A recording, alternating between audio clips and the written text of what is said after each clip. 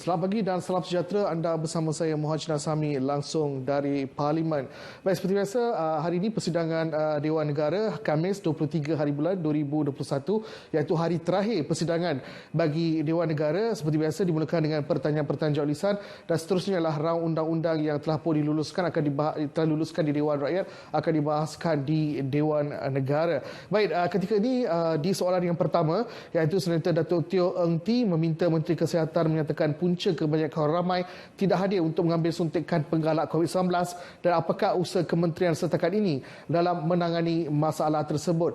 Baik, kepada anda ingin mengikuti persidangan Dewan Negara secara langsung, anda boleh melalui laman sesawang rtmklik.rtm.gov.my atau melalui pautan yang tertera di kaca TV anda. Baik, terus ke persidangan Dewan Negara. Belum mendapat maklumat yang jelas berkenaan dos penggalak.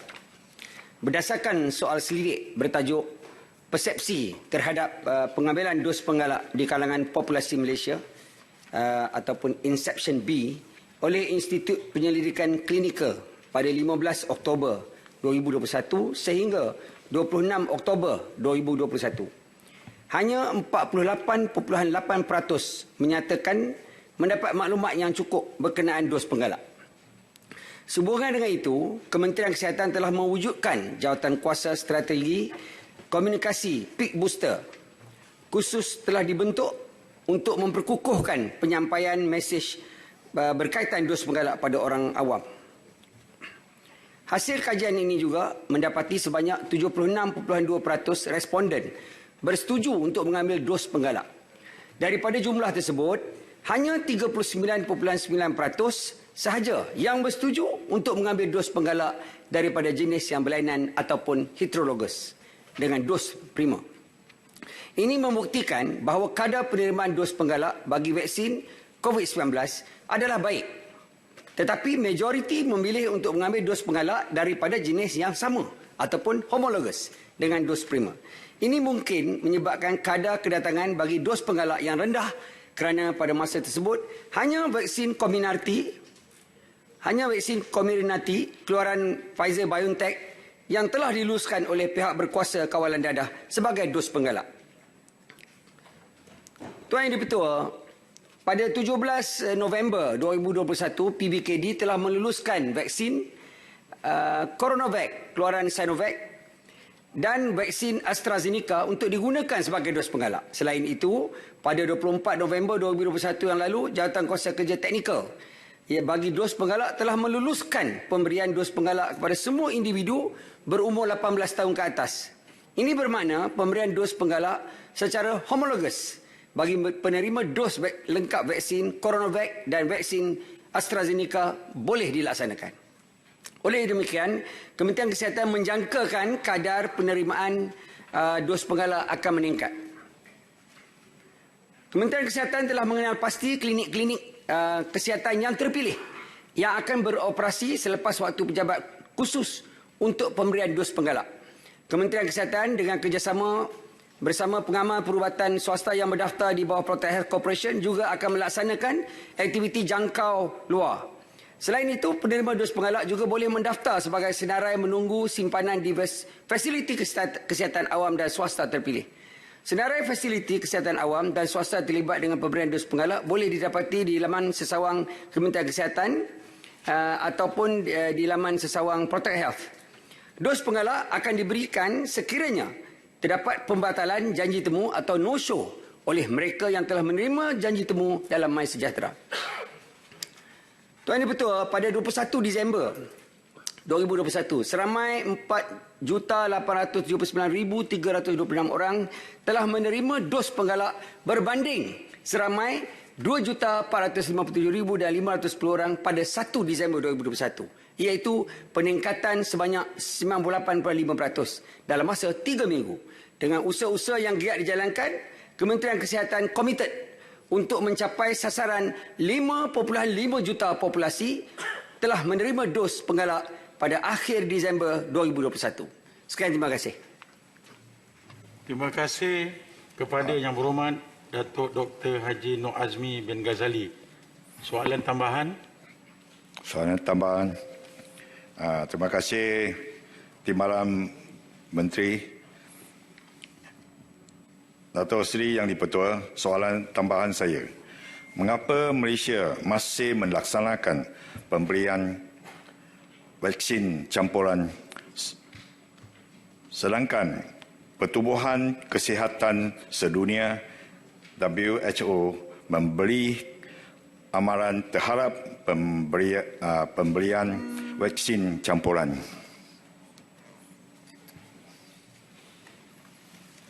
Terima kasih Yang Berhormat Datuk. Terima kasih Tuan Yang Kita KKM masih melaksanakan pemberian secara heterologous dan juga homologous seperti yang saya sebut tadi. Sebelum ini kita menggunakan Pfizer, PPP, kemudian ataupun kalau Sinovac, SSP, tapi kita menggunakan Pfizer. Kemudian kita dapat menggunakan AZ dan juga Sinovac. Kajian menunjukkan setelah contohnya Pfizer setelah 6 bulan akan berlaku penurunan kadar imuniti. Begitu juga dengan AZ. Malah kajian menunjukkan penerima Sinovac akan mendapat penurunan imuniti seawal 3 bulan lagi. 3 bulan lagi. Jadi bermakna perlindungan yang didapati oleh penerima dos prima ini akan berkurangan setelah 3 hingga 6 bulan.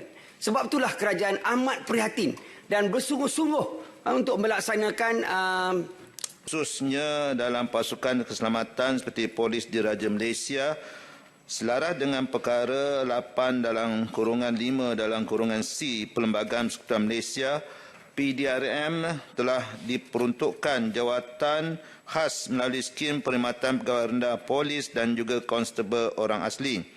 Pada masa ini, PDRM mempunyai 4 kumpulan skim perkhidmatan yang membuka ruang seluasnya kepada semua masyarakat, iaitu pertama, skim perkhidmatan pegawai kanan polis dengan taraf akademik minimum ijazah sarjana muda. Yang kedua, skim perkhidmatan pegawai rendah polis dan konstebel dalam kumpulan pelaksana 1 dengan taraf akademik diploma dan sijil pelajaran Malaysia. Yang ketiga, skim perkhidmatan pegawai rendah polis dan konstebel orang asli dalam kumpulan pelaksana 2 dengan taraf akademik penilaian menengah rendah atau PMR, pentaksiran tingkatan 3 PT3, dan yang keempat, skim perkhidmatan pegawai rendah polis dan konstebel sokongan dalam kumpulan pelaksana 2 dengan taraf akademik penilaian menengah rendah PMR dan pentaksiran tingkatan 3 atau PT3.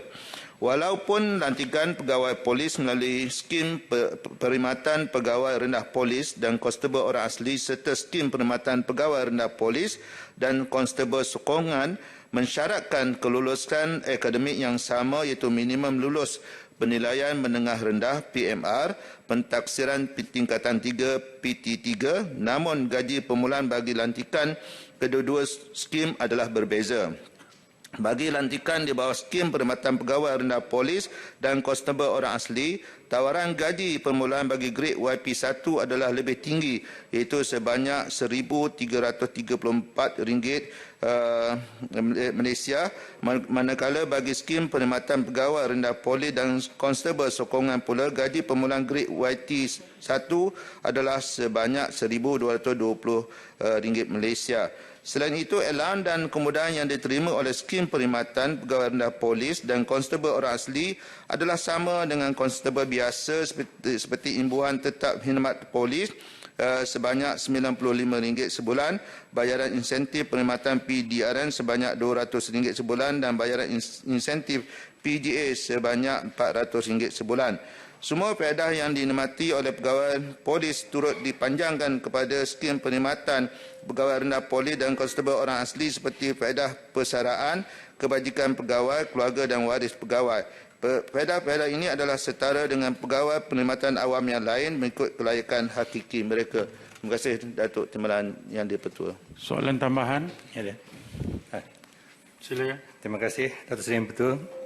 Kalau kita melihat permintaan skim Sungai Perak ini semakin bertambah ramai.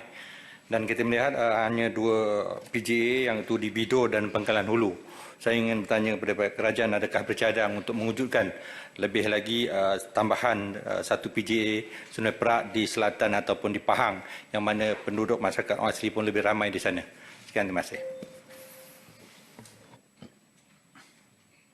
Terima kasih Yang Amat Senator. Memang menjadi hasrat kerajaan untuk menjemput lebih ramai lagi anggota polis daripada kalangan Sungai Perak, dan satu cadangan yang baik. Dan untuk pengetahuan Yang Berhormat juga bahawa ramai di kalangan pegawai dan anggota Sungai Perak juga telah diserapkan kepada penikmatan jawatan yang biasa, yang setaraf dengan jawatan-jawatan anggota polis yang biasa. Contoh yang terbaik adalah bekas ACP Datuk Muhammad Ramli Mat Noor, iaitu Yang Berhormat Cameron Highland, yang juga menjadi pegawai daripada Sungai Perak yang telah diserapkan dengan jawatan setaraf dengan pegawai yang biasa. Terima kasih Yang Berhormat atas pandangan, dan kita ambil perhatian di atas cadangan Yang Berhormat tersebut. Soalan tambahan Yang di-Pertua. Silakan. Terima kasih Yang di-Pertua. Seperti difahamkan bahawa Sungai Perak itu telah ditubuhkan pada tahun 1957 semasa kita merdeka. So soalan saya ialah, adakah unit ini relevan lagi? Satu. Yang kedua, yang saya pun difahamkan bahawa kadar jenayah di bandar itu sangat tinggi, yang berat seperti kita katakan hotspot itu. Adakah rancangan Kementerian Dalam Negeri itu pindah polis itu selepas memberikan latihan pindah ke hotspot untuk menurunkan kadar jenayah di bandar? Terima kasih. Silakan. Yang Berhormat Datuk Seri Timbalan Yang di-Pertua, sebagaimana yang saya sebutkan tadi bahawa ramai daripada pegawai dan anggota Sungai Perak juga telah diserapkan kepada jawatan yang setaraf dengan kelaikan, dan juga mereka juga adalah sangat perlu bagi membantu kerja-kerja di sempadan tanah air kita. Dan mengenai cadangan untuk kita tempatkan kepada anggota Sungai Perak ni kepada kawasan hotspot juga satu pandangan yang baik, dan juga Sungai Perak juga terlibat dengan menjaga khazanah alam kita seperti mana Yang Berhormat Adi Biju sebutkan tadi. Terima kasih. Terima kasih kepada Yang Berhormat Datuk Seri Dr. Haji Ismail bin Muhammad Said, Timbalan Menteri Dalam Negeri, di atas jawapan yang telah diberikan. Seterusnya saya menjemput Yang Berhormat Tuan Suruaidi bin Sa'ad. Assalamualaikum warahmatullahi wabarakatuh dan salam sejahtera. Soalan saya nombor 5. Silakan Yang Berhormat Menteri. Bismillahirrahmanirrahim. Assalamualaikum warahmatullahi wabarakatuh. Salam sejahtera, salam keluarga Malaysia, makmur sejahtera. Tuan Yang Pertua, terima kasih kepada Ahli Yang Berhormat Senator Suruaidi bin Sa'ad atas persoalan. Untuk makluman Yang Berhormat, jumlah bantuan tunai langsung kerajaan pada tahun 2021 adalah berjumlah 17.1 bilion ringgit Malaysia dan disalurkan secara berterusan mulai Januari sehingga Disember 2021, melibatkan Bantuan Prihatin Nasional BPN, Bantuan Prihatin Rakyat BPR, Bantuan Khas COVID-19 atau BKC dan Bantuan Kehilangan Pendapatan atau BKP.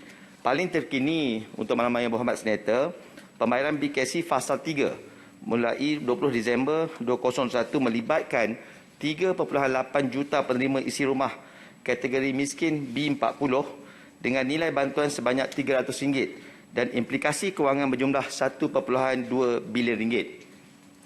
Tuan Yang Pertua, bagi penerima yang terkesan dengan bencana banjir, sukacita dimaklumkan proses penunaian bantuan-bantuan ini melalui kaunter BSN yang sepatutnya berakhir pada 31 Disember 2021 akan dilanjutkan sehingga 31 Januari 2022. Bagi tahun 2022 pula, kerajaan telah menyediakan bantuan tunai B40 di mana peruntukan RM8.2 bilion telah akan disalurkan melalui Bantuan Keluarga Malaysia atau BKM yang telah disediakan di bawah Kumpulan Wang COVID-19 atau KWC.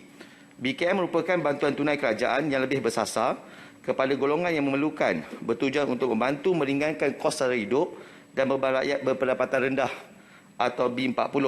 BKM diperkenalkan dengan pembaharuan dan penambahbaikan supaya kumpulan yang benar-benar terkesan diberikan lebih tumpuan, terutamanya isi rumah dengan bilangan anak yang ramai di samping ibu dan bapa tunggal dan warga emas yang mempunyai anak.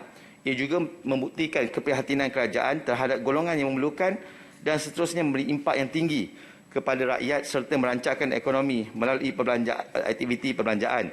Untuk makluman Dewan Yang Mulia, secara keseluruhan, BKM akan memanfaatkan lebih 9.6 juta penerima dengan peruntukan 8.2 bilion ringgit Malaysia, iaitu peningkatan berbanding 8.6 juta penerima dengan peruntukan 7 bilion ringgit di bawah BPR. Selaras dengan usaha kerajaan untuk memudah cara proses permohonan bagi mengelakkan golongan yang layak tercicir, proses pendaftaran BKM akan dipermudahkan.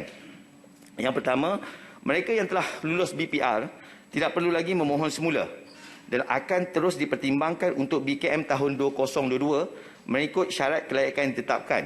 Kedua, penerima Geran Khas Prihatin atau GKP serta golongan rentan seperti penerima bantuan kebajikan di bawah JKM, orang asli yang berdaftar dengan JAKWA, orang golongan gelandangan, penerima zakat Baitul Mal di Lembah Kelang akan diproses secara automatik tanpa memerlukan permohonan.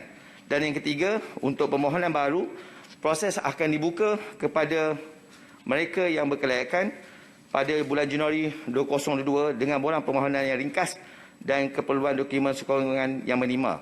Melalui usaha-usaha seperti di atas, Yang Berhormat, ia dapat memastikan bahawa bantuan tunai yang disediakan kerajaan hanya memanfaatkan kumpulan sasaran yang ditetapkan sahaja dalam masa yang sama akan mengurangkan kesalahan kemasukan dan penyisihan dengan izin inclusion and exclusion error. Kerajaan sentiasa komited memastikan semua bantuan kerajaan adalah berkesan dan menepati kumpulan sasar yang ditetapkan terutamanya golongan yang terjejas akibat COVID-19. Terima kasih. Tuan Ketua. Tambahan. Soalan tambahan, silakan. Terima kasih Yang Berhormat di atas jawapan tadi. Sebagaimana yang kita semua ketahui, negara kita telah ditimpa bencana banjir yang sangat dahsyat. Angka-angka mangsa banjir di negeri seperti Kelantan, Terengganu, Pahang, Perak, Negeri Sembilan, Melaka, Kuala Lumpur dan Selangor kini menghampiri 70,000 orang. Justru itu, saya ingin mendapatkan pencerahan daripada Yang Berhormat Menteri, apakah bantuan-bantuan yang disediakan untuk mangsa-mangsa yang terlibat? Sekian. Terima kasih Yang Berhormat Senator.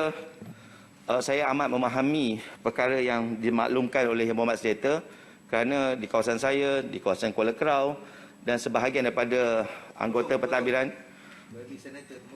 Yang Berhormat Senator Temeloh juga terlibat. Sesungguhnya kerajaan amat prihatin dengan kesengsaraan dan kepayahan yang terpaksa ditanggung oleh keluarga Malaysia akibat terkesannya bencana banjir. Sehubungan itu, kerajaan Yang Amat Berhormat Perdana Menteri telah mengumumkan beberapa inisiatif khusus untuk membantu meringankan beban mereka yang terkesan. Yang pertama, kerajaan telah memperuntukkan 100 juta ringgit untuk aktiviti pemulihan pasca banjir bagi membaik pulih rumah dan infrastruktur yang rosak. Kedua, bantuan wang ihsan sebanyak RM1,000 diberikan kepada setiap ketua isi rumah yang terjejas akibat banjir sama ada yang berpindah ke pusat pemindahan sementara atau tidak. Bantuan wang ihsan sebanyak RM5,000 diberikan kepada waris mangsa yang meninggal akibat banjir. Bantuan bayaran balik pinjaman untuk mangsa-mangsa banjir bagi pinjaman perumahan dan hartanah, kenderaan, kad kredit dan serta pinjaman peribadi sehingga 6 bulan. Antara kemudahan termasuklah penangguhan atau pengurangan bayaran balik ansuran. Pembiayaan kewangan peribadi tanpa faedah sehingga RM5,000 oleh Bank Simpanan Nasional. 100 juta diperuntukkan dengan tujuan untuk membantu mangsa-mangsa yang terkesan banjir untuk mereka membeli peralatan dan kelengkapan rumah yang musnah akibat bencana. Moratorium selama 6 bulan pertama ke atas pembayaran ansuran bulanan dan ia terbuka kepada mangsa-mangsa banjir di seluruh negara. Untuk usahawan PMKS pula, kerajaan telah menyediakan dana khusus 30 juta untuk pinjaman pemulihan banjir, pembiayaan di bawah PKS Mikro di bawah Tekun Nasional, pinjaman sehingga RM10,000 tiada faedah dikenakan dan moratorium balik diberi untuk tempoh 12 bulan. pembiayaan kewangan diberikan RM5,000 melalui Bank Simpanan Nasional tanpa faedah atau keuntungan dengan tempoh bayaran hanya bermula selepas 6 bulan perjanjian pembiayaan ditandatangani. Bank Negara Malaysia telah mengumumkan kemudahan pembiayaan sebanyak 20 juta yang disediakan untuk PMKS yang terjejas melalui kemudahan bantuan bencana 2022 dengan izin Disaster Relief Facility DRF 2022. Untuk makluman Tuan Yang Pertua, BNM juga sedang berusaha untuk menambah peruntukan ini yang daripada 200 juta kepada 500 juta berdasarkan keperluan semasa. Sementara itu, kerajaan bersetuju memberi 2 bulan pengecualian sewa kepada penyewa SME Bank Entrepreneur Premises Complex dengan izin yang terjejas akibat banjir. Kerajaan melalui SME Bank juga akan memudah cara permohonan penstrukturan semula pinjaman yang terjejas akibat banjir. Koperasi yang terjejas juga boleh memohon bantuan kecemasan koperasi sehingga RM30,000. Yang akhirnya, Tuan Yang Pertua, kerajaan telah mengumumkan dana usaha menangani impak banjir dan pemulihan pasca banjir adalah sebanyak 75.8 juta sumbangan daripada syarikat pelaburan berkaitan kerajaan dan syarikat berkaitan kerajaan dan juga geran kerajaan. Terima kasih, Tuan Yang Pertua. Yang Berhormat Datuk Seri Timbalan Speaker, soalan tambahan. Silakan. Pada masa ini terlampau banyak persoalan yang dibangkitkan berkenaan bantuan wang ehsan yang telah diumumkan oleh Yang Amat Berhormat Perdana Menteri yang hanya diberikan kepada mangsa yang berada di PPS sahaja dan bukan secara menyeluruh. Ini menafikan hak mereka yang tidak ke PPS untuk menerima bantuan daripada kerajaan. Jika mereka layak, soalan saya, bagaimana cara untuk mangsa-mangsa ini memohon bantuan? Apakah dokumen yang diperlukan? Bilakah bantuan ini dapat disalurkan? Dan saya mohon pihak kerajaan kurangkan birokrasi dalam permohonan mangsa-mangsa banjir dalam keadaan situasi yang terkena pada hari ini. Terima kasih. Tuan Yang Pertua, terima kasih Yang Berhormat Senator Dato' Arman Azhar Abu Hanifah atas persoalan dan izinkan saya Tuan Yang Pertua untuk memberi penjelasan supaya kekeliruan di luar sana dapat kita kendurkan. Yang pertama, bantuan wang ihsan sama ada berpindah ke PPS ataupun tidak berpindah. Yang Amat Berhormat Perdana Menteri kita yang amat prihatin kepada mangsa-mangsa banjir telah membuat kenyataan media pada 20 Disember dan 22 Disember memberi komitmen yang jelas sesiapa sahaja yang terkesan dengan banjir sama ada menginap di PPS atau tidak akan juga menerima bantuan wang ihsan RM1,000. Yang kedua, berkaitan dokumen, sudah pasti Yang Amat Berhormat Perdana Menteri telah mengarahkan Kementerian Kewangan dan agensi pelaksana iaitu NADMA, Agensi Pengurusan Kebangsaan Bencana dan Alam, untuk mempermudahkan proses pendaftaran dan dokumen. Di mana pendaftaran mereka yang menginap di PPS amat mudah kerana sudah ada pihak JKM di setiap PPS, Pusat Pemindahan Sementara. Bagi mereka yang tidak menginap di PPS, mereka boleh hadir di PPS yang berdekatan dengan mereka atau sekiranya jauh dengan tempat PPS mereka, mereka boleh berdaftar dengan JPKK, MPKK, ketua komuniti, ketua kampung, penghulu di tempat masing-masing. Tidak ada dokumen diperlukan, hanya pergi bertemu dengan ketua komuniti setempat untuk buat pengesahan. Pengesahan dibuat dan pihak ketua komuniti setempat akan mengangkat senarai nama tersebut ke pihak pejabat daerah. Pejabat daerah akan serahkan kepada kerajaan negeri. Kerajaan negeri akan serahkan kepada NADMA untuk penyelarasan bantuan. Kita akan beri bantuan wang ihsan kepada ketua isi rumah yang terjejas dengan banjir. InsyaAllah, Yang Berhormat, kita akan mempercepatkan penyaluran peruntukan kepada kerajaan negeri selaku jawatankuasa pengurusan bencana negeri sebagai penyaluran fasa pertama bagi mempercepatkan proses pengagihan bantuan mangsa yang terjejas. Kementerian Kewangan akan meminta NADMA untuk memantau pengagihan bantuan mangsa banjir melalui jawatankuasa pengurusan bencana negeri. Sejajar dengan arahan Yang Amat Berhormat Perdana Menteri untuk menyegera pengagihan, kerajaan negeri sebagai jawatankuasa pengurusan bencana negeri telah dimohon untuk memberi kerjasama untuk berbuat demikian. InsyaAllah, Yang Berhormat, kerajaan persekutuan dengan kerajaan negeri sentiasa mempunyai hubungan yang baik untuk menyelesaikan perkara ini di peringkat bawahan. Yang penting, mereka yang terjejas akan mendapat bantuan daripada kerajaan yang amat prihatin. Terima kasih Tuan Yang Pertua. Soalan akhir Yang Berhormat Datuk Husin Nawang. Terima kasih pada Timbalan Yang Pertua.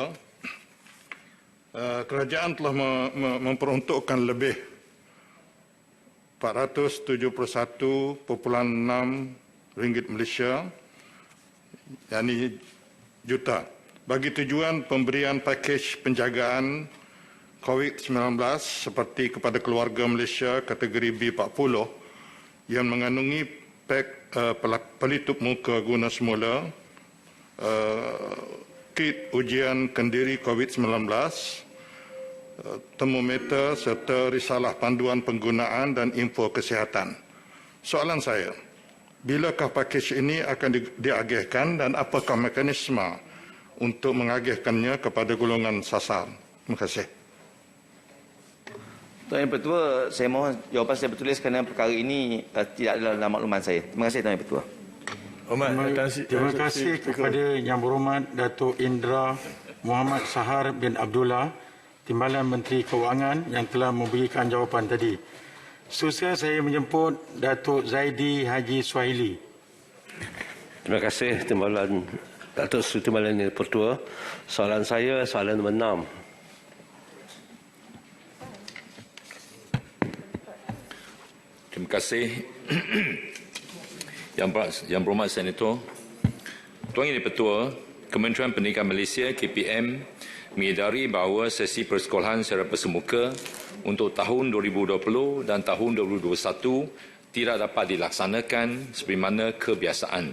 Sehubungan dengan itu, KPM telah membuat ketetapan untuk melanjutkan sesi persekolahan tahun 2021 hingga bulan Februari 2022. Pelanjutan sesi ini membolehkan pihak sekolah merancang dan melaksanakan aktiviti pemulihan, pengukuhan serta pengayaan secara intensif bagi meningkatkan kesediaan murid untuk mengikuti tahun persekolahan berikutnya. Selain itu, KPM melihat keperluan murid untuk mengukuhkan pembelajaran dalam tempoh pasca pandemik. KPM telah memperkenalkan program pemekasaan pelaksanaan kurikulum iaitu KPM Pekasaku. Program ini adalah salah satu usaha untuk membantu memperkukuh kemahiran asas literasi dan numerasi serta memperkasa penguasaan murid dalam mata pelajaran lain berdasarkan kurikulum kebangsaan. Program KPM Pekasaku dilaksanakan dari peringkat sekolah rendah hingga sekolah menengah bermula September 2021 bertujuan untuk meningkatkan penguasaan murid bagi kandungan kurikulum tahun semasa secara optimum, mendapatkan juran pembelajaran murid yang wujud semasa krisis, menyediakan bahan sokongan kurikulum kepada guru bagi melaksanakan pengajaran dan pelajaran, dan memastikan murid bersedia mengikuti kurikulum tahun persekolahan 2022. Untuk maklumat Yang Berhormat Senator, KPM juga melaksanakan pentaksiran bilik darjah PBD bagi mengumpul data perkembangan pembelajaran murid yang direkodkan dari semasa ke semasa. Data tersebut dapat digunakan oleh guru untuk mengenal pasti intervensi yang sesuai bagi meningkatkan tahap penguasaan murid. KPM yakin usaha yang dirancang dan dilaksanakan ini membolehkan murid dapat mengikuti PDP secara berkesan dan bersedia untuk mengikuti tahun persekolahan yang berikutnya. Terima kasih. Soalan tambahan, silakan. Terima kasih Datuk Seri Timbalan Yang Pertua. Memandangkan sesi baru persekolahan 2022 akan bermula pada bulan Mac 2022. Adakah sesi baru persekolahan tahun 2023 akan bermula lewat juga? Kalaulah sesi persekolahan 2023 bermula seperti tahun-tahun sebelum ini iaitu Januari 2023, apakah kaedah-kaedah yang dirangka oleh kementerian bagi membolehkan silibus persekolahan tahun 2022 dipenuhi memandangkan bilangan hari persekolahan adalah amat berkurangan? Terima kasih kepada Yang Berhormat Datuk Senator.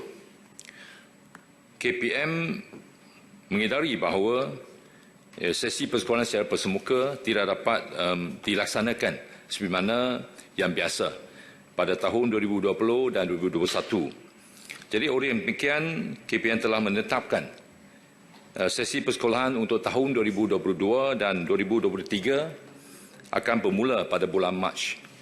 Ketetapan ini adalah berdasarkan kepada peruntukan dalam Akta Pendidikan 1996 ataupun Akta 550. Berhubung dengan bilangan hari persekolahan, sesi persekolahan ini akan dijadikan sebagai panduan dalam menetapkan sesi persekolahan pada tahun seterusnya. KPM juga akan mengambil kira pelbagai faktor yang lain, termasuklah mengadakan sesi libat urus dan terpulang kepada situasi semasa dan maklum balas daripada pihak yang berkepentingan. Terima kasih. Soalan tambahan ya. Silakan. Ya, terima kasih. Jeffrey Din. Datuk Seri Yang di-Pertua, terima kasih atas kebenaran. Yang Berhormat Menteri, kalau kita lihat dari segi sesi persekolahan mengenai permasalahan pekerja asing di negara kita dan juga insiden-insiden yang berlaku di di ladang-ladang khasnya di sektor agri-komoditi, dan ingin saya maklumkan bahawa insiden tembakan yang dilaporkan pada media pada bulan Oktober 2021 yang berlaku di ladang sawit Felda Bukit Sagu 4 Kuantan adalah merupakan kemalangan yang tidak disengajakan oleh peneroka ladang Felda tersebut dengan menggunakan senjata buatan sendiri. Dan setakat ini pihak kementerian tidak ada menerima sebarang laporan terperinci mengenai perkara ini, dan insiden ini mungkin amat jarang berlaku di ladang sawit kerana pekerja ladang sendiri juga sukar mendapat akses kepada senjata seperti senapang dan sebagainya, dan ini adalah merupakan kes yang berlaku one in the million dengan izin. Namun begitu, kita juga melihat kebajikan para pekerja ladang, dan ingin saya maklumkan juga merujuk kepada pekerja ladang yang terlibat dengan bencana kemalangan pula. Di peringkat ladang, setiap ladang kita ada sebenarnya mereka mempunyai emergency response team dengan izin ataupun ERT mereka sendiri, di mana apabila perkara seperti bencana kemalangan berlaku, pihak ERT ini akan mengambilkan tindakan tuntas dan pantas sebelum agensi-agensi kerajaan seperti bomba dan juga APM untuk membantu. Jadi mereka ini merupakan lapisan pertama untuk memberi bantuan kepada golongan pekerja-pekerja ladang yang ditimpa musibah dan juga bencana. Selain daripada itu, kerajaan juga amat menitik beratkan kebajikan pekerja ladang dan sentiasa peka dengan keselamatan mereka, termasuk pekerja asing yang berada di dalam negara kita. Oleh dengan itu, pekerja yang sah dilindungi di bawah Undang-Undang Buruh merangkumi perkara berikut, di mana yang pertama, hak untuk membuat laporan di bawah Undang-Undang Buruh termaktub sama seperti pekerja tempatan juga kepada pekerja asing. Dan pekerja asing juga mempunyai hak di bawah Akta Pekerjaan 1955, iaitu Ordinan Buruh Sarawak CAP 76 dan Ordinan Buruh Sabah CAP 67. Dan ketiga, jaminan pampasan melalui Akta Pampasan Pekerja juga kita adakan, dan selain daripada itu hak pekerja asing, Akta Pekerjaan 1955 dan juga di bawah Akta Perumahan dan Kemudahan Minuman Pekerja Akta 446 dan Akta Anti Pemerdagangan Manusia dan penyeludupan migran 2007, dan banyak lagi akta yang telah kita lakukan untuk melindungi hak para pekerja-pekerja asing, dan mereka juga diberi insentif dan juga faedah di mana cuti tahunan, allowance kehadiran, dan dibekalkan dengan kemudahan perumahan yang merangkumi perabot, perkakasan dapur dan sebagainya, dan juga kos perubatan dan juga allowance dan bonus perayaan, manfaat kematian dan juga bantuan pengumuman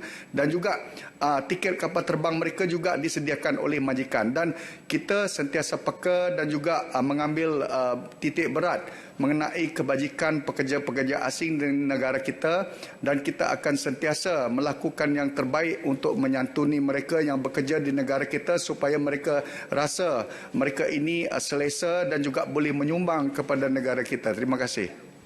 Soalan tambahan. Soalan tambahan saya. Silakan.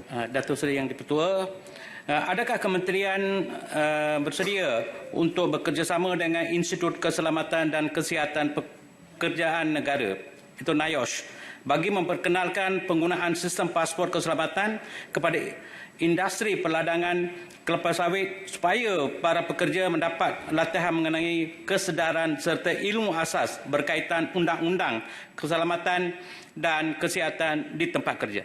Sekian.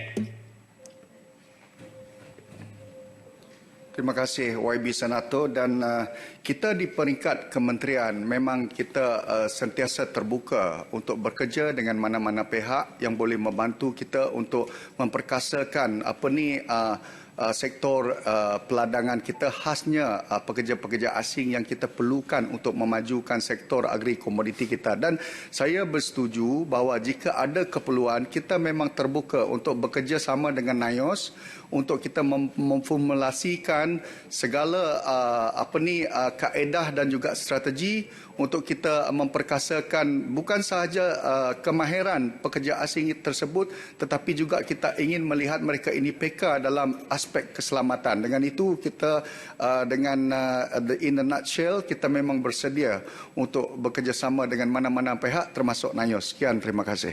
Yang Berhormat Tuan Adnan. Okey, terima kasih. Pastinya kita percaya bahawa untuk pekerja yang baik adalah pekerja yang mempunyai kesihatan mental yang bagus dan juga kesihatan diri. Jadi saya nak tanya, adakah kementerian ataupun kerajaan membenarkan pekerja asing ini menubuhkan persatuan secara rasmi atau tak rasmi untuk menjaga kebajikan fizikal dan mental mereka? Terima kasih. Okay, terima kasih. Memang perkara mengenai kesihatan mental ini satu perkara yang kita tidak boleh pandang remeh dan juga tidak boleh kita pandang enteng. Dan di pihak kementerian kita tidak ada setakat ini kita tidak ada permohonan ataupun saranan daripada pihak pemain industri ataupun kesatuan pekerja ladang asing untuk menubuhkan persatuan untuk melihat aspek kesihatan mental ini. Namun begitu, sekiranya ada dan sekiranya ada keperluan, kita sentiasa terbuka untuk mendengar pandangan mereka dan kita akan menyantuni mereka untuk kebaikan bersama. Dengan itu saya berharap kalau ada keperluan, saya mohon supaya mereka ini tampil supaya kita boleh melihat dengan secara yang lebih mendalam dan teliti sebelum kita membuat keputusan. Namun begitu, setakat ini di pihak kementerian tidak ada keputusan yang telah dimaktubkan. Terima kasih. Soalan tambahan, Datuk Seri. Terima kasih, Datuk Seri. Yang Berhormat Timbalan Menteri, adakah tindakan ataupun bantuan segera yang disalurkan oleh kementerian terhadap ladang-ladang yang terjejas akibat banjir besar ini? Terima kasih. Baru-baru ini Yang Berhormat Menteri Kementerian Perusahaan Peladangan dan Komoditi telah menyatakan kenyataan media mengenai kesediaan Kementerian KPPK untuk membantu mana-mana individu yang terjejas di dalam sektor agri komoditi untuk kita pertimbangkan. Namun di peringkat kementerian kita belum memformulasikan dalam bentuk apa bantuan yang kita beri. Namun begitu, sekiranya ada, kita mohon supaya mereka tampil dan sekiranya mereka ini betul-betul terjejas, kita akan bersedia membantu. Namun begitu, jenis-jenis bantuan yang kita nak bagi itu kita belum tentukan. Jadi kalau mereka ini terjejas, saya mohon mereka berhubung dengan pejabat-pejabat ataupun agensi-agensi kementerian berdekatan supaya boleh kita membantu mereka dengan kadar yang segera. Memang hasrat kita untuk melihat supaya mereka ini diberi bantuan, pertolongan dengan cepat dan tuntas.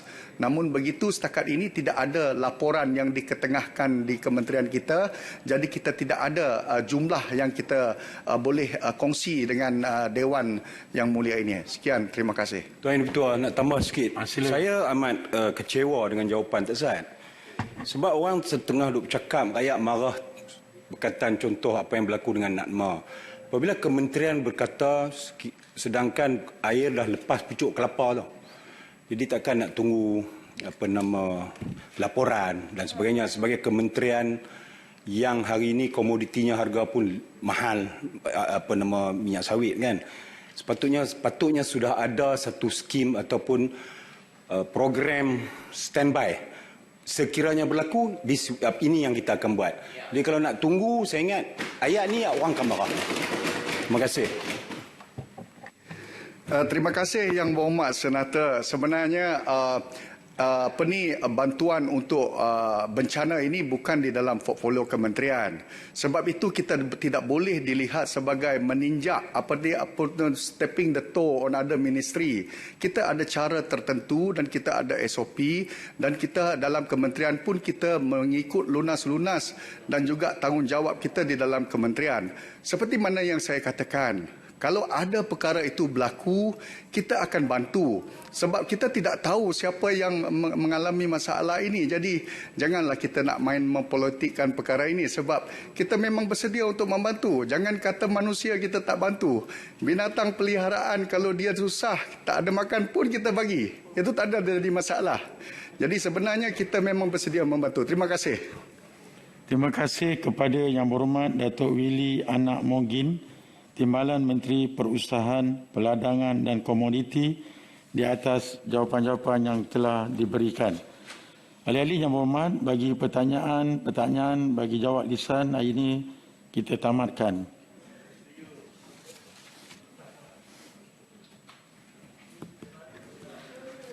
Aturan Urusan Mesyuarat dan Usul-Usul DR 11 2021 Rang Undang-Undang Perlembagaan Pindaan 2021 bacaan kali yang kedua. Dipersilakan Yang Berhormat Menteri.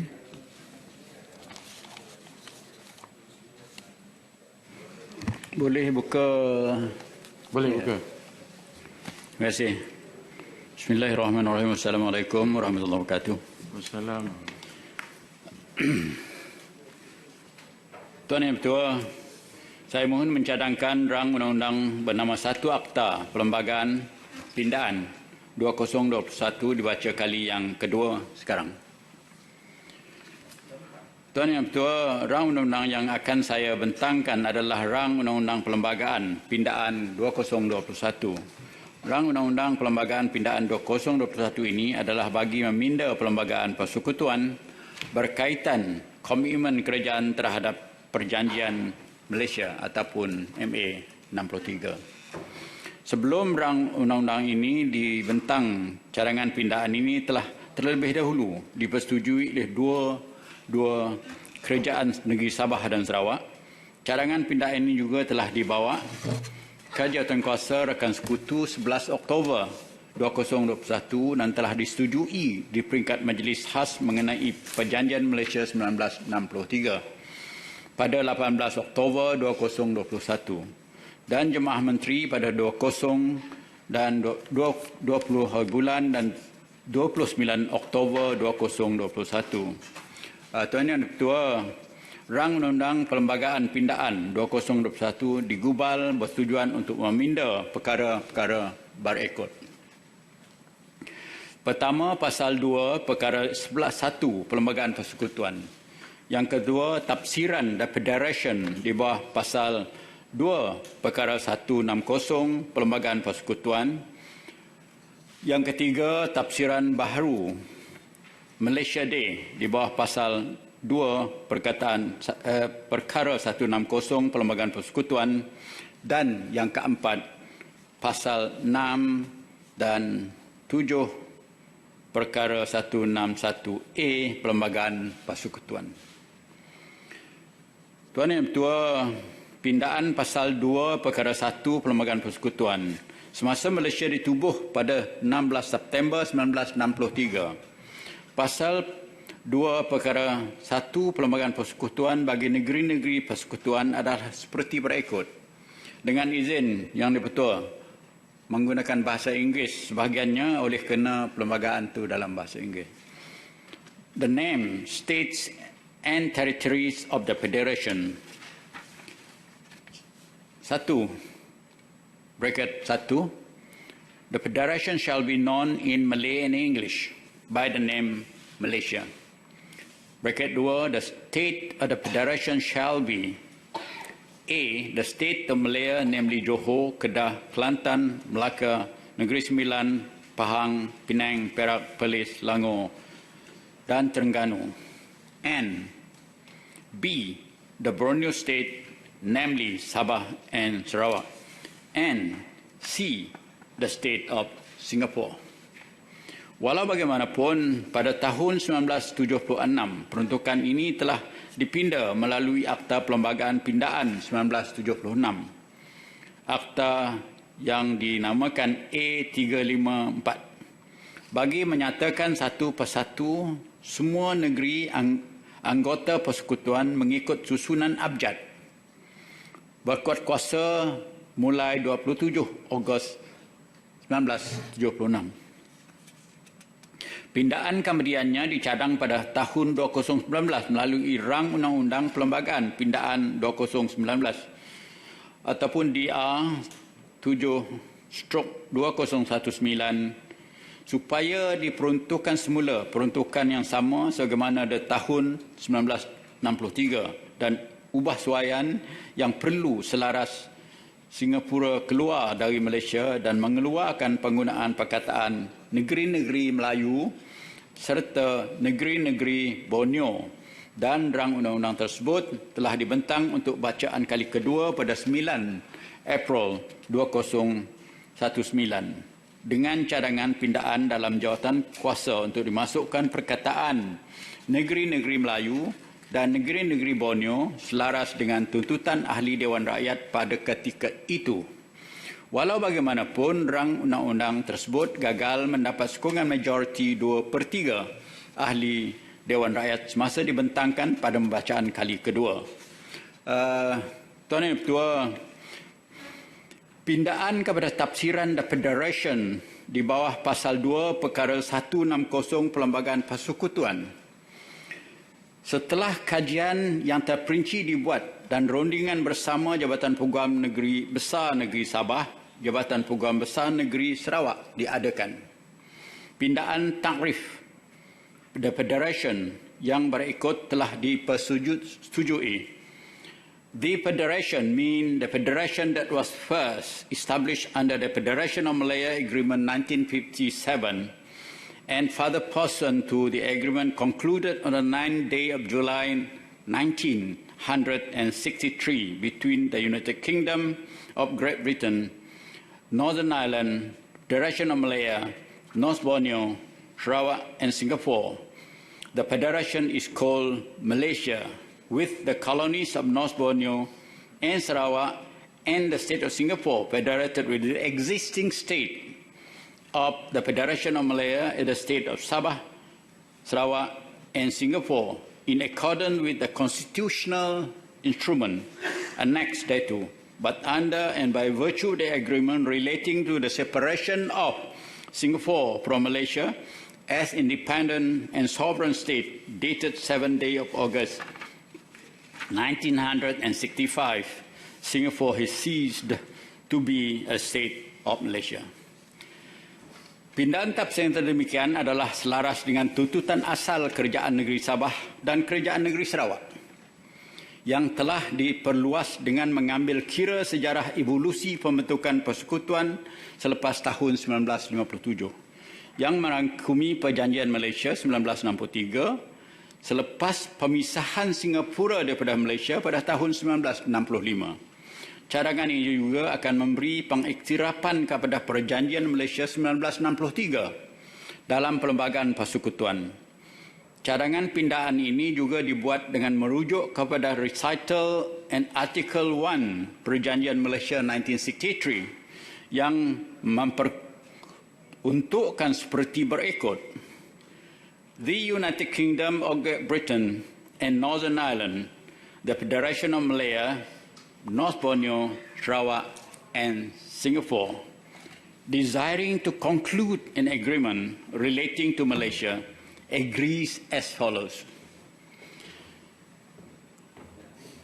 Article 1, the colonies of North Borneo and Sarawak, the state of Singapore, shall be federated with the existing state of the Federation of Malaya as the state of Sabah, Sarawak and Singapore in accordance with constitutional instrument annexed to this agreement, and the federation shall thereafter be called Malaysia. Dengan izin Tan Sri Yang di-Pertua menggunakan bahasa Inggeris asal dalam perlembagaan itu sendiri. Dalam skrip asal dia tak? Ya. Pindaan ini juga telah mengambil kira peruntukan-peruntukan lain dalam Perlembagaan Persekutuan di mana unggapan The Federation yang digunakan masih merujuk kepada Persekutuan Tanah Melayu 1957. Tafsiran The Federation yang dicadangkan hendaklah dibaca dalam konteks peruntukan yang berkenaan dalam Perlembagaan Persekutuan selaras dengan CPU kepada pasal 2 Perkara 160 Perlembagaan Persekutuan yang memperuntukkan seperti yang berikut. Dengan izin sekali lagi Tan Sri Yang Ketua, in this constitution, unless the context otherwise requires, the following expression have the meaning hereby respectively assigned to them, that is to say, Tan Sri Yang Ketua, pindaan untuk memasukkan tafsiran Malaysia Day di bawah pasal 2 Perkara 160 Perlembagaan Persekutuan. Tafsiran baru yang mengatakan Hari Malaysia artinya 16 hari bulan September tahun 1963. Ini akan memperjelaskan penggunaan unggapan tersebut dalam Perlembagaan Persekutuan. Contohnya dalam pasal 3 Perkara 1, pasal 1 Perkara 14 dan perangan I pasal 1 Perkara 48 Perlembagaan Persekutuan. Ia juga adalah konsisten dengan tafsiran Hari Merdeka yang diperuntukkan di bawah pasal 2 Perkara 160 Perlembagaan Persekutuan. Tan Sri Yang di-Pertua, pindaan kepada pasal 6 dan 7 Perkara 161A Perlembagaan Persekutuan. Cadangan pindaan kepada pasal 6, braket 6 dan braket 7 Perkara 161A Perlembagaan Persekutuan berkenaan dengan ras-ras yang dikira sebagai ras asli bagi Sarawak bagi maksud tarif anak negeri. Ini berbangkit sejak tahun 2019 apabila Kerajaan Negeri Sarawak mengemukakan cadangan Jabatan Peguam Negara untuk mengemaskini senarai ras di bawah pasal braket 7 Perkara 161A Perlembagaan Persekutuan. Cadangan tersebut adalah untuk menambah nama ras Iban sebagai alternatif kepada Si Dayak, nama ras Bidayuh sebagai alternatif kepada Len Dayak dan nama ras Lun Bawang sebagai alternatif kepada Muruj. Cadangan pindaan ini telah dibincang semasa mesyuarat Jawatankuasa Khas bilangan 2/2021 pada 24 September 2021 dan telah dipersetujui untuk memperuntukkan bahawa perangan braket A pasal 6 Perkara 161A Perlembagaan Persekutuan berhubung dengan Sarawak. Ras yang dikira sebagai ras asli bagi Sarawak adalah seperti diperuntukkan di dalam undang-undang negeri dengan izin dalam braket the state law dan sinaya ras asli di bawah pasal braket 7 Perkara 161A Perlembagaan Persekutuan adalah dipotong. Cadangan pindaan kepada perangan braket A pasal braket 6 Perkara 161A Perlembagaan Persekutuan ini dibuat berdasarkan pengesahan dan maklum balas daripada Jabatan Peguam Besar Negeri Sarawak melalui surat bertarikh 1 Oktober 2021 Justifikasi pindaan perangan braket A pasal braket 6 dan pasal braket 7 perkara 161A adalah seperti berikut. Perangan braket A pasal braket 6 perkara 161A memberi maksud kepada perkataan anak negeri di bawah perkara 161A yang melibat kedudukan istimewa anak negeri di Sarawak. Kedua, pasal braket 7 perkara 161A menyinaraikan ras-ras yang dikira sebagai ras asli negeri Sarawak bagi maksud takrif anak negeri dalam pasal braket 6. Yang ketiga, nama ras asli disinaraikan dalam pasal braket 7 adalah nama yang telah diberi oleh raja dan pentadbiran koloni pada ras-ras asli tersebut, dan ia adalah sama seperti yang disinarai di dalam jadual bahagian hal ehwal undang-undang Jabatan Perdana Menteri, bahagian hal ehwal Sabah dan Sarawak Jabatan Perdana Menteri dan Jabatan Peguam Negara. Tan Sri Yang Ketua, pelaksanaan rang undang ini adalah bagi mengukuhkan kedudukan Sabah dan Sarawak di dalam Persekutuan Malaysia. Persefahaman dan stabilan politik, ekonomi, sosial di Malaysia yang dicapai melalui rang undang-undang ini adalah penting bagi membentukkan asas yang kukuh dalam sebuah keluarga Malaysia. Pelaksanaan pindaan perlembagaan ini juga adalah selaras dengan agenda transformasi kerajaan untuk mengembalikan keyakinan rakyat termasuk pelabur asing terhadap kemampuan kerajaan yang memerintah demi memastikan kestabilan politik dan dasar negara ke arah pembangunan sosioekonomi yang mampan. Dengan ini, Tan Sri Yang Ketua, saya mohon mencadangkan.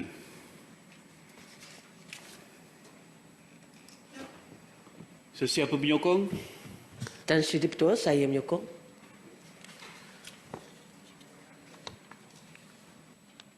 Ahli-ahli yang berhormat, masalah di hadapan majlis ialah suatu akta untuk meminda perlembagaan persekutuan dibacakan kali kedua sekarang dan terbuka untuk dibahas. Seperti mana yang telah dimaklumkan kepada saya bahawa suatu kata sepakat telah dicapai oleh ahli-ahli yang berhormat bahawa seramai 6 orang senator akan mengambil bahagian dalam perbahasan ke atas rang undang-undang ini, diikuti dengan jawapan oleh Yang Berhormat Menteri yang dijangka akan bermula pada jam 12.30 tengah hari. Namun oleh kerana pembukaan bahasan ini bermula, dipersilakan Yang Berhormat Senator Puan Rita Sarimah Anak Patrick Insul.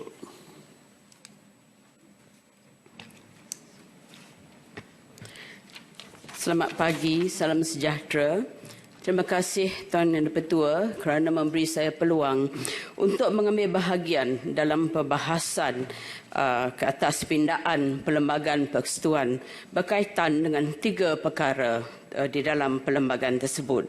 Saya melihat pindaan ini daripada beberapa perspektif.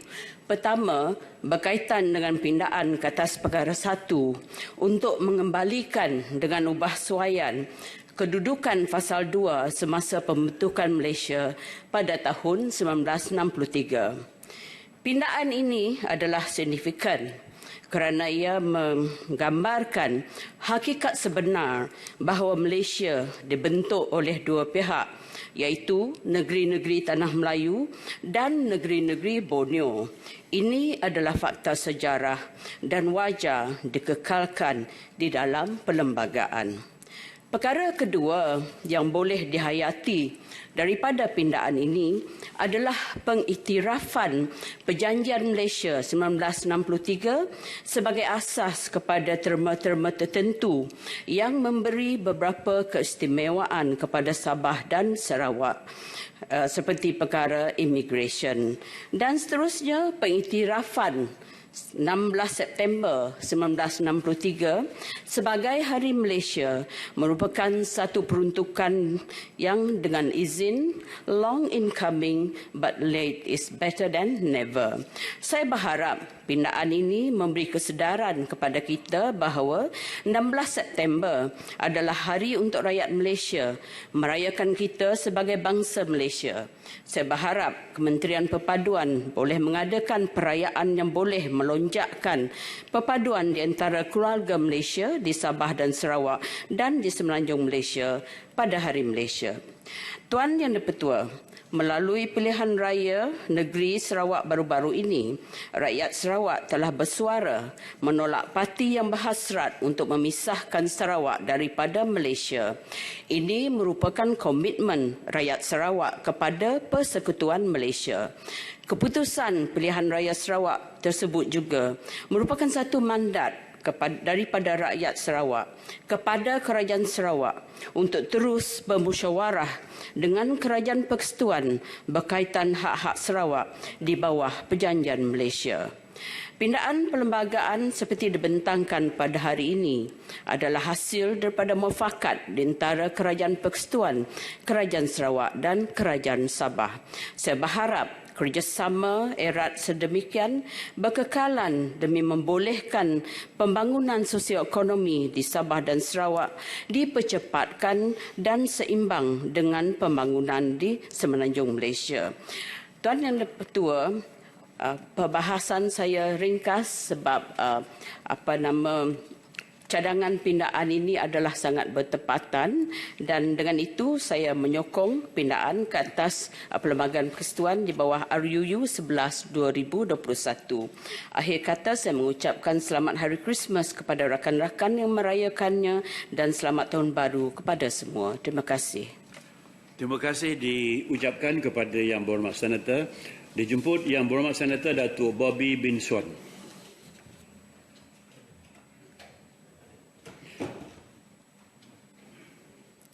Jika tiada, saya persilakan Yang Berhormat Senator Datuk John Ambrose. Terima kasih Tan Sri Yang di-Pertua kerana memberi peluang kepada saya membahas dalam pembahasan pempindaan perlembagaan yang berkaitan dengan artikel 1 sakit 2 dan juga artikel 160 braket 2. Perlembagaan Malaysia mengenai anggota penubuhan Malaysia dan tafsiran persekutuan. Tan Sri Yang di-Pertua, kita faham latar belakang penubuhan Malaysia sebelum membuat keputusan apa pindaan yang betul dan mengambil kira status dan taraf Sabah dan Sarawak dengan Semenanjung Malaysia. Saya ingin mengatakan bahawa cadangan pindaan rang Undang-Undang 11/2021 ini pindaan perlembagaan amat sangat penting dan membawa impak kesan jangka panjang khasnya kepada Sarawak dan Sabah. Oleh yang demikian, kita harus memberikan perhatian yang mengkecupi supaya apa-apa juga kesan yang buruk dapat dielakkan supaya pindaan yang dicadangkan ini tidak membawa padah dan ketidakpuasan hati. Apapun saya ingin mempentingkan supaya tidak hilang fokus membawa maklumat kita adalah untuk mengembalikan taraf Sabah dan Sarawak sebagai rakan kongsi dalam persekutuan Malaysia dan bukan setaraf dengan negeri-negeri di Semenanjung. Tan Sri Yang di-Pertua, cadangan menggabungkan Persekutuan Tanah Melayu dan Singapura dan wilayah-wilayah di Borneo ini termasuk juga Brunei pertama kali dibangkitkan oleh Perdana Menteri Malaysia pada masa itu Tunku Abdul Rahman pada 27 Mei 1961. Kenyataan penggabungan tersebut telah dilafazkan semasa perjumpaan dengan wartawan-wartawan Commonwealth di Singapura. Cadangan Malaysia atau The Malaysian Proposal telah bermula secara resminya dalam pembincangan Anglo-Malaysian pada tahun 1961. Anglo-Malaysian Talks yang diadakan di London pada 20 November hingga 22 November pada tahun 1962 61 di antara Perdana Menteri Britain dan Perdana Menteri Malaysia bersama menteri-menteri mereka. Pada penghujung pembincangan tersebut, kenyataan bersama atau joint statement telah dikeluarkan di mana kenyataan persetujuan untuk menunjukkan Persekutuan Malaysia merangkumi Tanah Melayu, Singapura, Borneo, Utara, Sarawak dan Brunei. Persetujuan ini untuk mewujudkan penubuhan Persekutuan Malaysia dan diistirafkan dalam Parlimen juga. Parlimen British oleh Secretary of Commonwealth Relations iaitu Mr. Duncan Sandy semasa menjawab soalan nombor 84 di Parlimen British. Dalam menjawab soalan itu, Secretary of Commonwealth telah mengatakan dengan izin, with permission, I will now answer question no 84. As is a result of the discussion last week with the Prime Minister of Malaya and other Malaysian ministers, we agree the creation of the Federation of Malaysia embracing Malaya, Singapore, North Borneo, Sarawak and Brunei, with the desirable aim in the interest of the people concerned.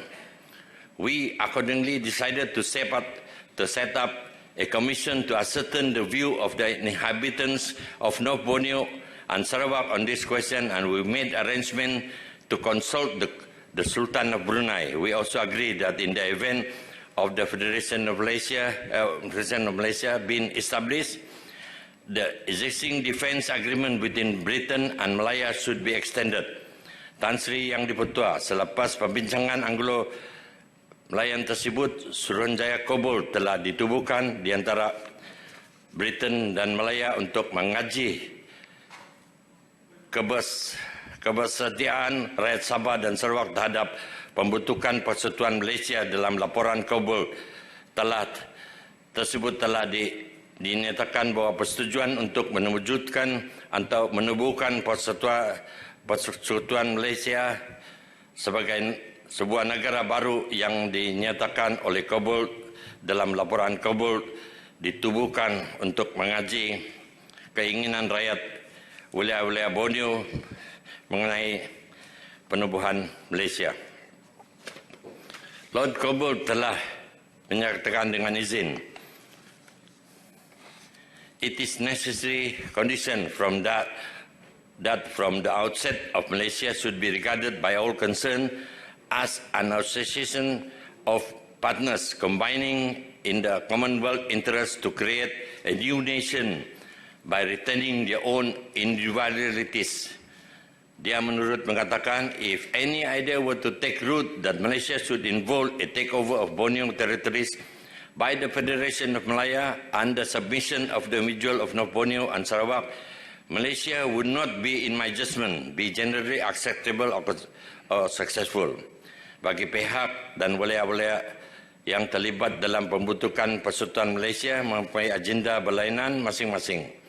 Ibarat tidur sebentar tetapi mempunyai mimpi yang berlainan.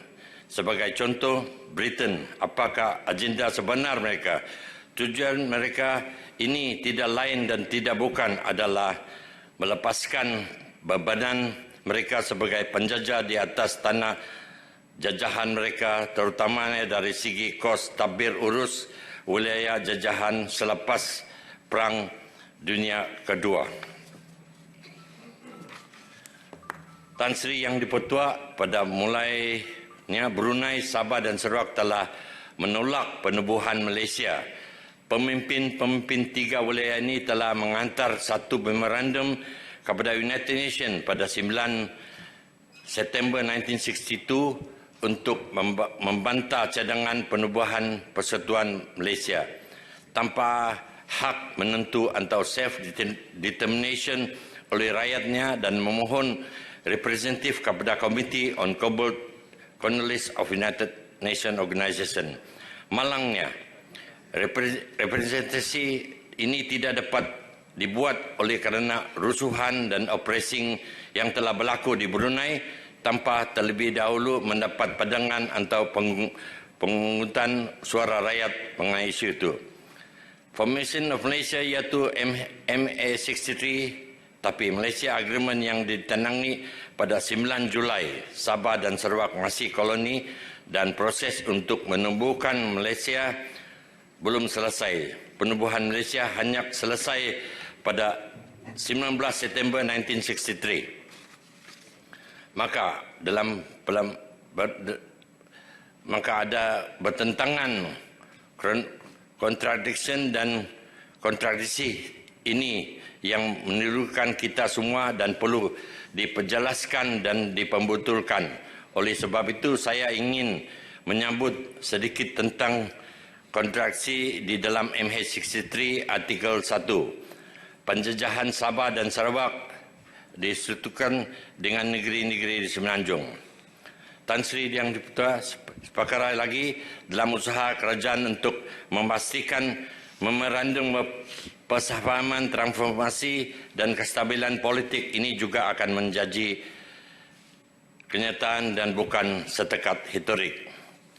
Bidang iaitu transformasi pentadbiran, pembaharuan parlimen, kebebasan kehakiman dan perjanjian Malaysia 1963. Melihat secara terperinci pindahan perlembagaan Persekutuan MA63 kali ini telah dianjurkan oleh kerajaan. Kita tahu yang ini adalah satu pemulihan yang baik untuk meneruskan agenda kesesamaan dan status equal partners dalam MA63 sebagai satu lonjakan.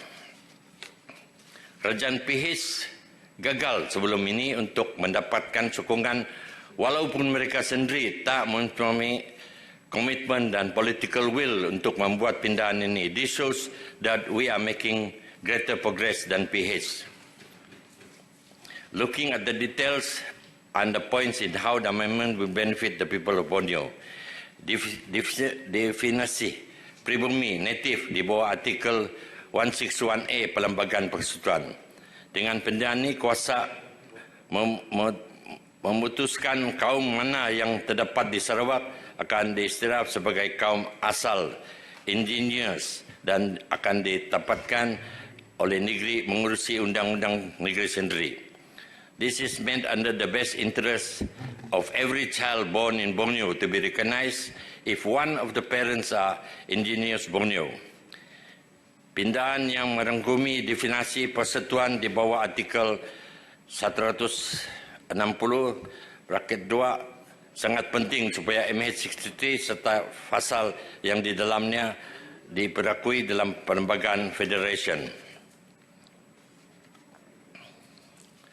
Pindahan yang juga dipenekankan pengertian sebentar Hari Malaysia yang sebelum ini tidak pernah diperincikan bagaimana kita dapat melihat Hari Malaysia lebih relevan dan penting kepada kita semua. Penyatuan semua wilayah Borneo dengan Semenanjung dimaterialisasi pada tarikh bersejarah ini. Saya ingin mencadangkan supaya satu jawatan timbalan speaker dari Sabah dan Sarawak diwujudkan agar Malaysia dilihat sebagai negara yang mempentingkan dan memelihara prinsip demokrasi dan memberi layanan sama rata kepada negeri-negeri yang membentuk Persekutuan Malaysia, terutama Sabah dan Sarawak sesuai dengan konsep keluarga Malaysia.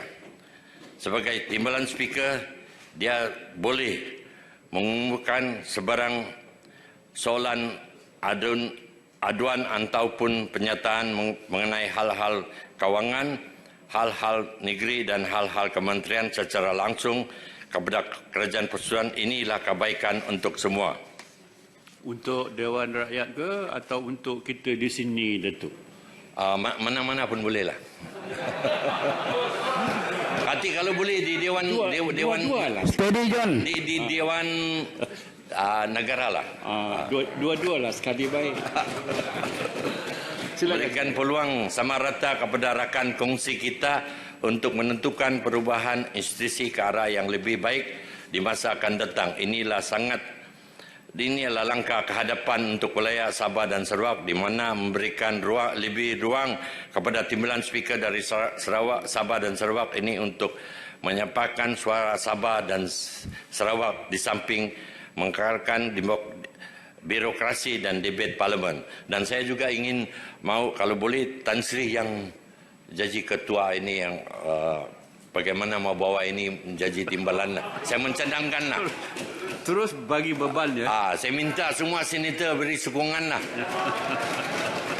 Saya kena jelingkan sikit adinda yang berhormat menteri kita. InsyaAllah kita buat kerja. Tan Sri yang dipertua, itu saja dari saya.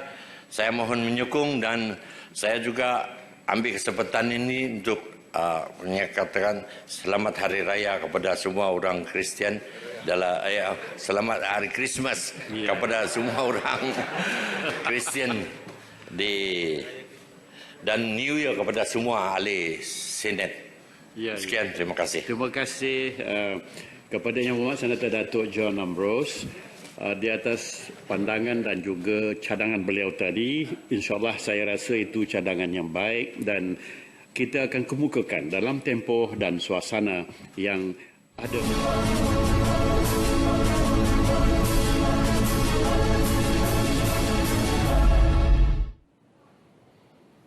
Baik, seperti yang anda saksikan sebentar tadi, ia adalah sesi perbahasan rang Undang-Undang Perlembagaan Pindaan 2021 yang telah dibacakan kali kedua oleh Menteri di Jabatan Perdana Menteri Parlimen dan Undang-Undang, iaitu Datuk Seri Dr. Wan Junaidi Tuanku Jaafar. Untuk pengetahuan anda, rang Undang-Undang Perlembagaan Pindaan 2021 atau Malaysian Agreement 1963 telah pun diluluskan di Dewan Rakyat pada 14 Disember lalu dengan sokongan majoriti iaitu 200 ahli parlimen.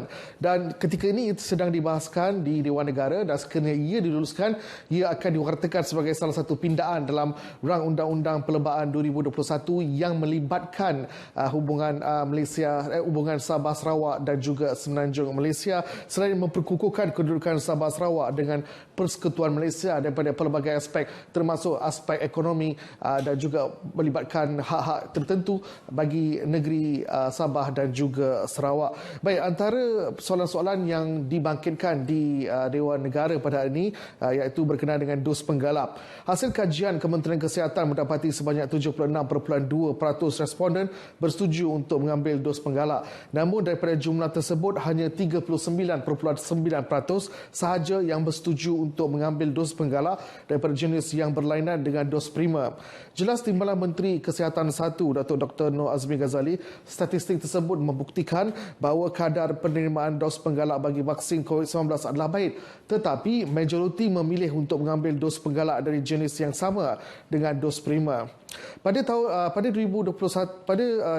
Disember 2021, seramai 4.9 juta telah menerima dos penggalak berbanding 2.5 juta pada 1 Disember lalu, iaitu peningkatan sebanyak 98.5% dalam masa 3 minggu. Dengan usaha-usaha yang giat dijalankan, Kementerian Kesihatan komited untuk mencapai sasaran 5.5 juta populasi telah menerima dos penggalak pada akhir Disember 2021. Beliau menjawab pertanyaan Senator Dato' Teo Eng. Baik, selain itu juga soalan berkenaan dengan hab sukan turut dibangkitkan di persidangan pada hari ini. Kementerian Belia dan Sukan sedang membangunkan Pelan Induk Industri Sukan Malaysia dalam usaha menjadikan negara ini sebagai sebuah hub sukan tumpuan dunia. Timbalan Menterinya Datuk Seri T. Liang Ke berkata, pelan tersebut menekankan aspek pengkomersialan dan keusahawanan. Strategi utamanya tertumpu kepada usaha menggalakkan perniagaan sukan dan meningkatkan pengkomersialan sukan.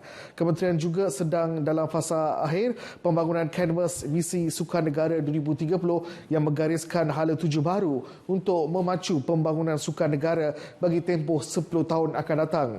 Ia menggariskan 6 teras utama, salah satunya teras hab sukan yang meliputi aspek peningkatan capaian dan struktur tadbir hurus. Baik, pada anda yang ingin ikuti persidangan Dewan Negara, anda boleh melayari laman sesawang RTM Klik www.rtm.gov.my atau menerusi pautan yang tertera di kaca TV anda. Baik, untuk pengetahuan anda juga, hari ini merupakan hari terakhir persidangan Dewan Negara dan akan ditangguhkan pada tahun hadapan pada suatu tarikh yang akan ditetapkan oleh pihak Parlimen.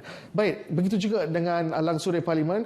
Kepada anda yang ingin mengikuti juga berita-berita berkenaan dengan persidangan hari ini, anda boleh menonton atau mengikuti berita Parlimen malam, iaitu pada 10.30 malam yang juga terakhir pada hari ini, dan kita akan menyambung semula pada sesi Parlimen akan datang. Sekian saja langsung dari Parlimen. Saya Mohan Cina Sami. Salam hormat.